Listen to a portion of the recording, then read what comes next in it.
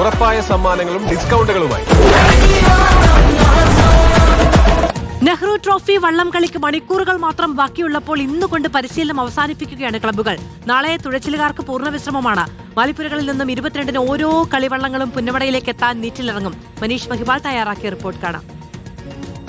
പുന്നമടയിലെ ജലരാജാക്കന്മാർ ആരാണെന്നറിയാൻ ഇനി മണിക്കൂറുകൾ മാത്രമാണ് ബാക്കി. പുന്നമടയിൽ ഇതാ ഈ ട്രാക്കിൽ ഇപ്പോൾ അവസാനവട്ട പരിശീലനത്തിലാണ് ഓരോ ക്ലബ്ബുകളും. ഇത് പള്ളാത്തുരുത്തി ക്ലബ്ബാണ്.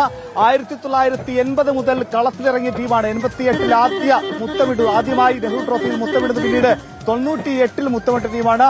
തുടർച്ചയായി 5 തവണ നെഹ്റു ട്രോഫിയിൽ മുത്തമിട്ട ചരിത്രം ഇവർക്ക് മാത്രമുള്ളതാണ്, പള്ളാത്തുരുത്തിക്ക് മാത്രമുള്ളതാണ്. അങ്ങനെ പല ക്ലബിൽ, പല ചുണ്ടൻ വള്ളങ്ങളിൽ, ചമ്പക്കുളത്ത്, മഹാദേവികാട്, തെക്കേക്കാട്ടിൽ, ഒപ്പം ഒരുപാട് വെള്ളംകുളങ്ങര അടക്കമുള്ള നിരവധി ക്ലബ്ബുകളെ നെഹ്റു ട്രോഫിയിലേക്ക് എത്തിച്ച ക്ലബ്ബാണ് പള്ളാത്തുരുത്തി. ഇത്തവണ അവർ മേൽപ്പാടം ചുണ്ടയാണ്. കഴിഞ്ഞ തവണ അവർക്ക് കപ്പ് നഷ്ടപ്പെട്ടിരുന്നു, 3-ാം സ്ഥാനത്തേക്ക് പിന്തള്ളപ്പെട്ടിരുന്നു. അതിനു മുൻപ് വരെയും അടുപ്പിച്ച്, അതായത് തുടർച്ചയായി 5 തവണ നേടിയെന്ന ചരിത്രം അത് പള്ളാത്തുരുത്തിക്ക് മാത്രം സ്വന്തമാണ്. ഇപ്പോഴിതാ അവസാനവട്ട പരിശീലനത്തിലാണ്. പക്ഷെ അത് മുഴുവൻ കഠിന പ്രയത്നം, അതായത് മുഴുവൻ ഫോഴ്സും കൊടുത്തുള്ള ഒരു പരിശീലനമല്ല.